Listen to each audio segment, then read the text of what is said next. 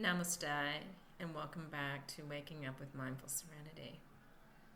And today I'm just going to talk a little bit of something that came to my attention recently because it was something I've been dealing with. I've been dealing with it for many, many years, and I'm sure everybody in the world deals with this. And that's the ego drama that comes with relationships. Relationships can be very dramatic, and it doesn't matter if it's your intimate partner relationship, if it is your child and parent relationship, if it is your friend relationship or your work relationship. Relationships, if they involve a lot of ego, can be dramatic. I once heard a saying, it went something like this: even though someone demands drama or seeks drama, doesn't mean you have to attend the performance. But most of us get pulled into drama for some reason. If we have any ego in us, ego likes to react to other egos being reactive. It's almost like a boop, boop, boop kind of thing that happens with egos. And that causes drama. Why do egos cause drama? I firmly believe that egos cause drama as a distraction away from what the being is truly experiencing or needing to experience, needing to learn, and needing to grow. Egos, if they were to allow us to fall back into ourselves and to experience the true self, there would be no need anymore, would there, for the personality and the personality's wants and desires and aversions. That part of us would just slip off, and that would mean the ego would die. And this is what Christ meant by "you must die to be reborn." The ego doesn't want us reborn because we cannot, who we truly are, cannot, be forefront at the same time. So ego drama is a pretty normal thing that we experience as humans. And what kind of form does it come in? Well, it can come in with people saying, people suffering their pain and hiding their pain underneath personalities that they build, and they grew up and they become these great, big, beautiful personalities with the most successful job and the best looking character bodies, the best, personalities, charisma, drawing people in. They may be successful that way, or they could be a source of pity, right?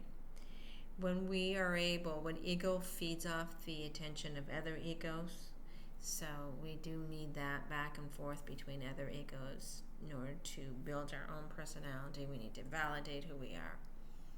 So even the successful person may need to have other egos recognize them as successful and say they're successful. And that's why we call fame being successful. You made it if you become famous, because if you're famous, everybody is applauding you and saying, yes, you did it.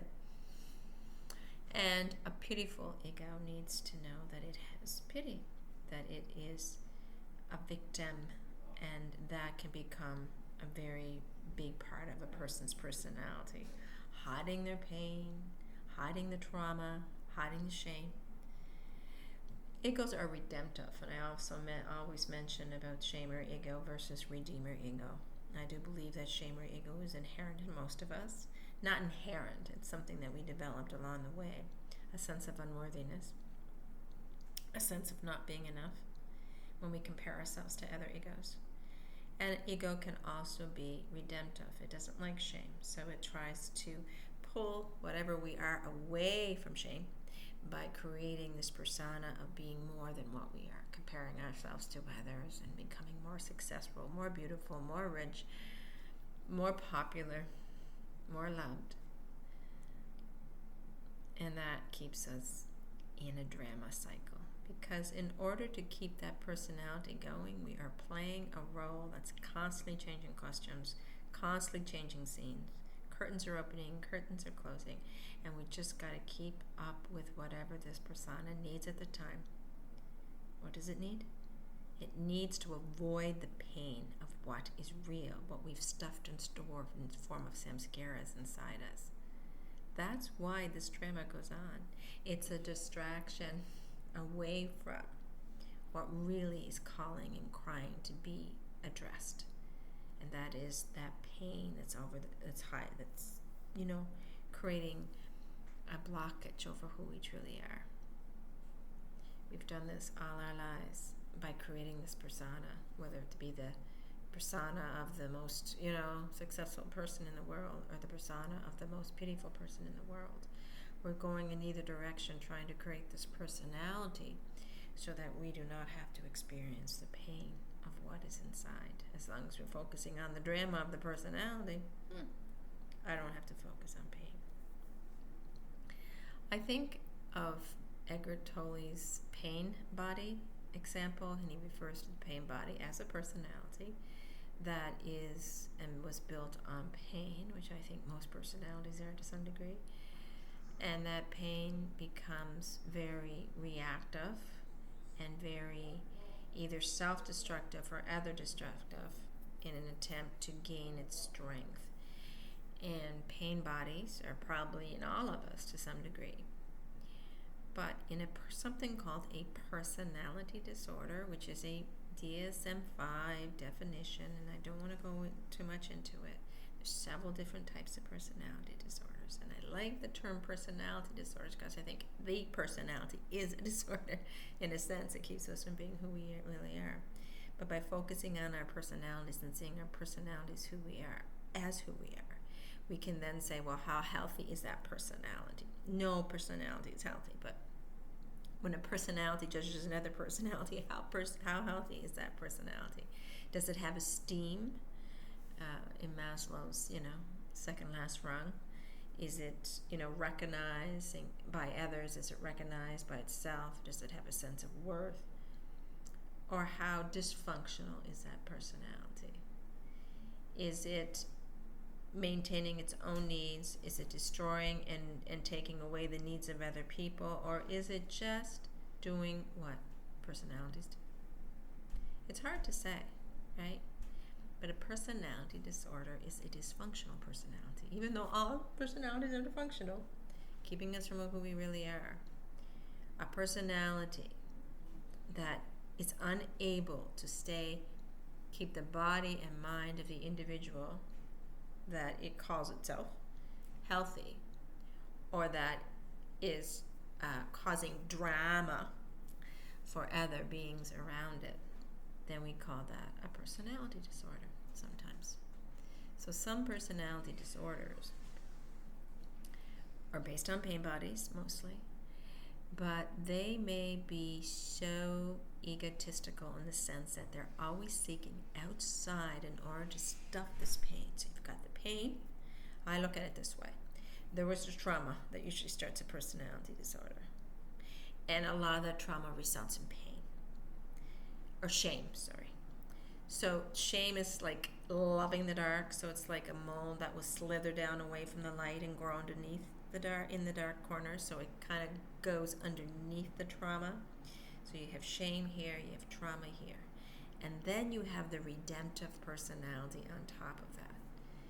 And the more the personality is something, that is needed to keep all this down, the greater the identification for that personality will be.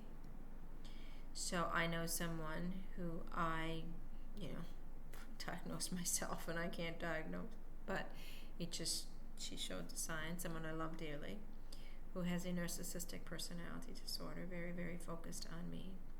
Severe trauma leading to all kinds of shame.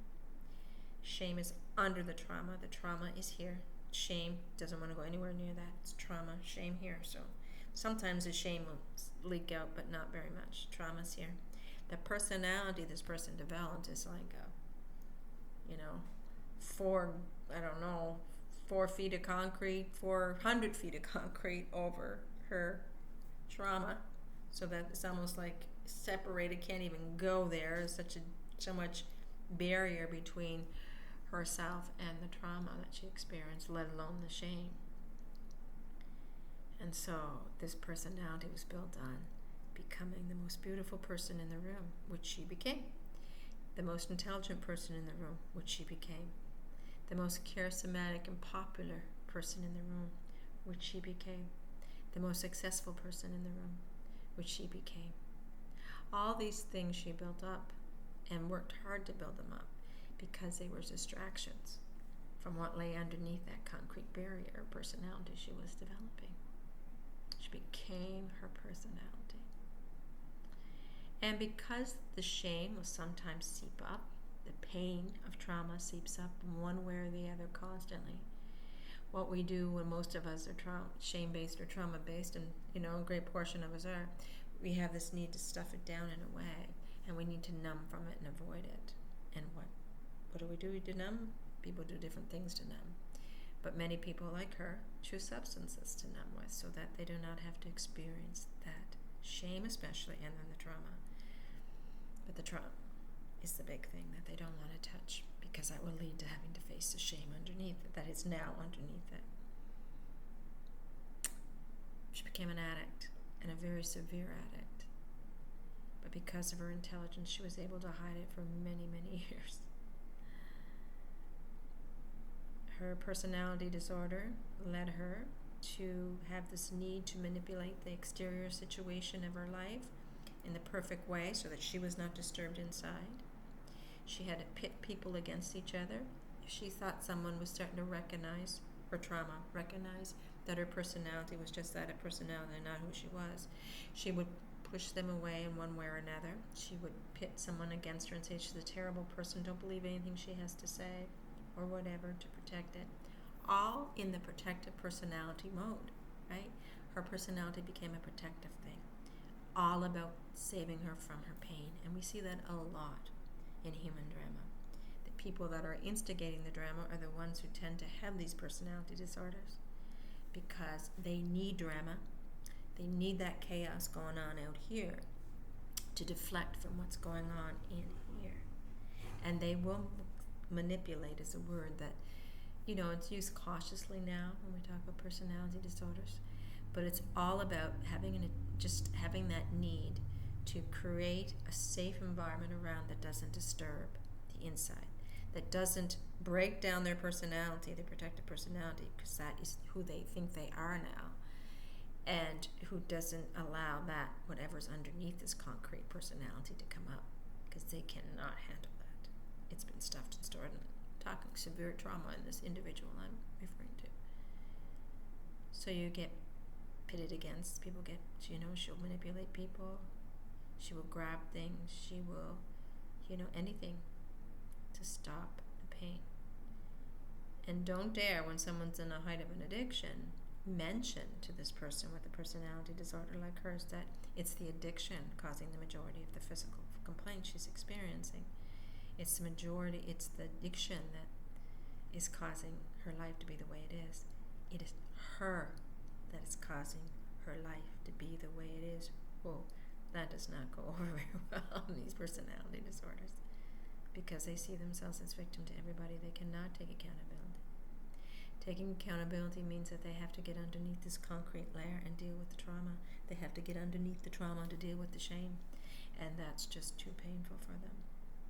So they're constantly building anything on top of the concrete, this personality. And if you dare say to her, I think you're in pain, and I think you need to deal with your pain, and she'll say, no, I am in pain because you did this, or they did that, or this happened, or that happened. And sure, besides the original wounding, there may be all kinds of other traumas on top of the concrete that happen, but they cling to those. They blow them up. They manifest them into these great big monsters, and the people who are responsible for them or involved in them, they become the big monsters too. And this drama starts. And it's very messy and chaotic. You have screaming and yelling, and so you have, them doing things that they're not taking accountability for, blaming others, and so there's lies, and there's tricking people into believing certain things that aren't true, and not done out of maliciousness. Personality disorders, despite how they may look, and are often called abusive or toxic, the individuals who maintain these personality relationships, they're not doing it to be malicious, they're just doing it to survive, to avoid that pain that's inside, and it's just desperation. And I see that in this individual. And I've encountered some, pretty nasty drama over the last 2 days because of this. I hate to see the self-destructive tendency in someone you love. That is always there. But because I tend to be an extremely honest person, and I often confront and say things to this individual that she does not want to hear, though I'm always poking holes in piercing her veil of resistance to life, her pretense. She doesn't like me very much. She loves me, I'm sure, in some ways, as much as she can love a person. But, no. She has said terrible things, so I know that. I know that she may be all nice to my face, but she's going to say terrible things. I never know who she's going to have talked to and what they're going to believe or think about me. And I know I'm in the part of my life now where I'm getting beyond the need for the good opinion of others, so that's a good thing, because otherwise, especially when I step in to assist in these dramas or get called into these dramas, that's always no, I don't know what people know and what they've been told. And it just causes more of this. Sometimes it's me. What I've noticed this drama is that this me is still active, and it's a good test for me to find out how much my me is still clinging to me. How reactive am I to this individual in a drama when I get called into it? And let me tell you, when I say drama, I mean drama. Police cars and ambulances and people screaming and it's just, anyway. And I react because I find this time I knew, okay, I need to do some more work. I'm still reactive. Kept me up for a couple of nights. I felt like aching in my gut. I had other things going on. I have a sore mouth. That's sore face, sorry. And that has been going on top of this. So I've been dealing with that. So I'm a little maybe more sensitive. But I found myself reacting to the drama, getting pulled into the play, playing the role she wanted me to play, playing the role she needed me to play so she could keep on with her drama. And she wants this play going on because it takes her away from the original wounding. It takes her away from the pain. And I got sucked into that role again. And I always say, oh, I did it again. I got pulled in again. But I realize I pulled in now more quickly than I used to. And I can see the play once I step back. Once I realize I've been pulled in and I step back and I say, okay, that's just a play. Just an act going on. Yep, she's the lead. She's the director. She's the screenwriter. She's everything. I do not have to go into that. I don't even have to attend the performance. In other words, we can reach a point when dealing with these individuals, if our own mental health and our own well-being is at stake, where we can say, I love you dearly, but I can't go any further with this with you until you are taking accountability for your own actions, until you're healing a little bit and willing to heal. I can't keep getting pulled into this quicksand with you. I can't keep getting pulled up onto the stage with you because I don't want to play those parts. I just want to be standing back here watching the play calmly, somewhat detached, still loving, but in a healthy way. So we can step away and say, I don't want to attend the performance. And if we do attend, for whatever reason that we feel compelled to attend, we can do so by taking a deep breath, creating distance between us and the other ego, knowing that egos are going to clash and become reactive. Watch our own minds, because we have no control over the other individual. Watch our own minds, see how much we're getting pulled in, see how much we are reacting, see how much we are getting angry or resentful for the behavior, which is normal in these circumstances, but we don't want to stay in resentment and hurt. We want to be able to rise above that.